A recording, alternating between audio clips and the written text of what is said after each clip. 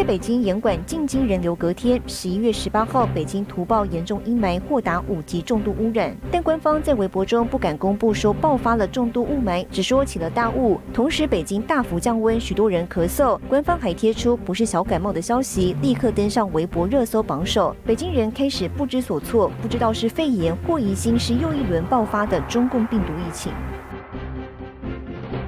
11月18号，负债累累的恒大集团发布报告称，已将持有的全部恒腾网络股份出售给了联合资源投资控股公司，预计亏损85亿港元，约307.02亿台币。而除了恒大面临债务危机，中共国企控股的房地产巨头万科集团今日下发一份文件，对内部要求集团总部节衣缩食和打造战时氛围的倡议，再引起各界关注。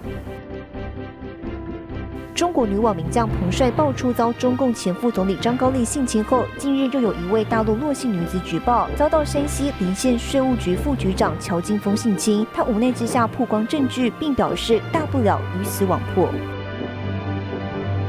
日前，中共国家网信办公布一份网络数据安全管理条例征求意见稿，其中有多项规范互联网产业的首创规定，同时还针对个人绕过防火墙者设出罚则。有评论指出，这部法规意在恐吓中国百姓翻墙，说明集权最怕讯息跟真相的力量。新唐人亚太电视整理报道。